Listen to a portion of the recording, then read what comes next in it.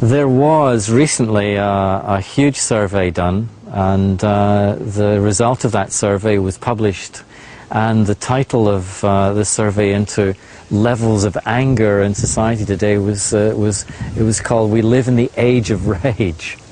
And it's true, if you look around the world in general today, in just about every country, we see the levels of anger rising.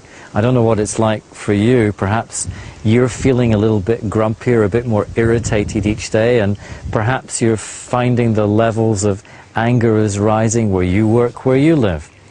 But the main question is, why do we get angry? Why do we create this, what's been called the incendiary emotion?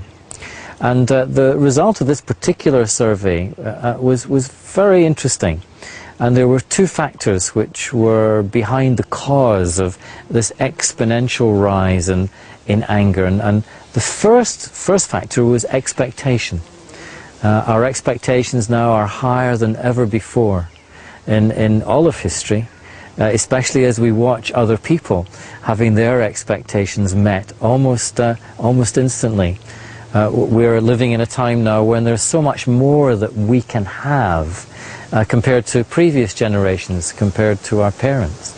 We're living a time now when we can watch on TV everyone else getting what they want. And so we want more, we expect more. And that combined with the second factor of speed. In a world which is getting faster by the day, driven by technology, we expect not just more, but faster. We expect to get what we want faster. And of course, when our expectations are not met with speed, that's the moment we become a little irritated. And sometimes it's just going on a journey. We expect to get to our destination faster than the last time. We're in a new car, however, there's more traffic. And so as the drivers in front get in the way, we become irritated because we're not meeting our expectation to make the journey so quickly. And of course, irritation, if we water that particular emotion that we create, turns into frustration, and then that turns into anger.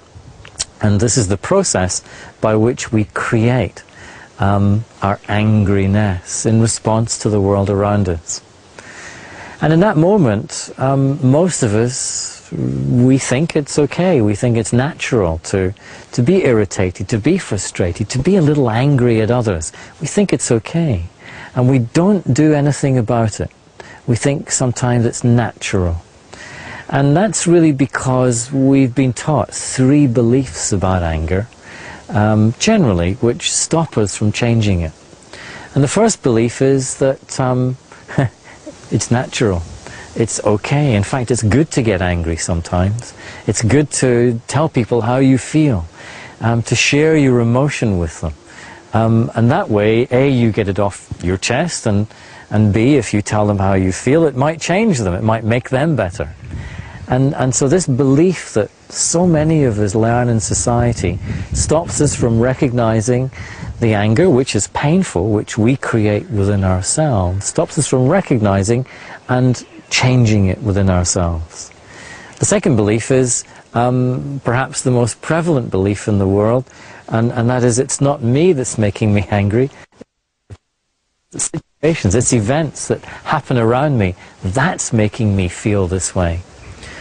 But of course the truth here, which is quite hard for some to see, is that it's never me that makes me upset, it's how I'm responding to the world around me. And that response is my responsibility. And so if I'm getting irritated, frustrated, or angry with someone else, it means that it's as if I'm not taking responsibility for my ability to respond. I'm blaming someone else for how I feel, what I'm thinking and feeling about them. And in that moment, I'm saying, I'm not responsible, they are.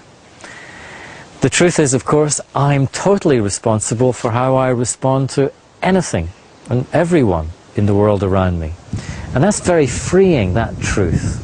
That frees me to realize that I can change my feelings, I can change my response to what's going on around me. And so it's a liberation to live that truth. And the third reason why I think the levels of anger are rising in the world today is more to do with not so much a belief that we learn, but perhaps an addiction that we develop. And so many people now, and perhaps you have a little addiction to this particular emotion. And someone who's addicted to a little bit of anger every day kind of goes looking for the opportunity to become upset with someone or something. They go kind of looking for a reason to be offended by something. And that's because they've become accustomed to creating that little emotional hit, that little emotional burst within themselves every day. And that might be because physically, when we become angry, we create two chemicals in our body. One is called adrenaline, and the other is called cortisol. And when we create these chemicals physically, then it's as if we become addicted to those particular chemicals coursing through our veins. And so we look for an excuse to become upset, angry, so we can create and experience these chemicals. And this is called emotional addiction. And what we see today now is addiction again, something which is rising in so many areas of our lives. And in this particular area, the area of our emotions, this particular emotion is one of our favorites. So the challenge is, how do we free ourselves from our addiction, from our habit of becoming angry? And that takes us into a slightly deeper territory. Because really, why do I get angry? Anytime, anywhere. It's because I'm not getting what I expect. And that really means I'm not getting what I want. What I want. Why do I want anything that I want? Why do I want other people to do what I want them to do? Why do I want the new car, the new house, the holiday, the meal, the movie? Why do I want all those things? Because behind my wanting, I believe that when I get what I want, then I'll be happy. Then I'll be at peace. Then I'll be content in myself. But then what's the truth? What is the truth? Where does my peace, my contentment, my happiness really come from? Does it come from outside or from inside?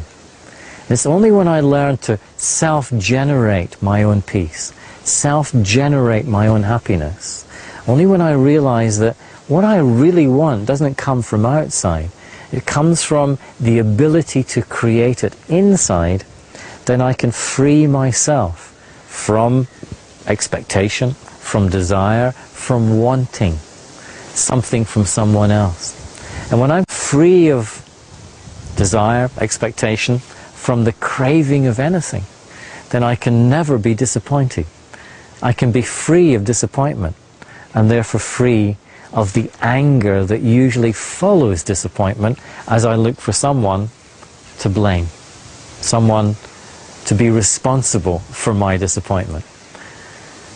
And so the secret of freeing myself from the emotion, from the pain of anger, is simply to realize that whatever I want because I'm looking for happiness, for peace in my life.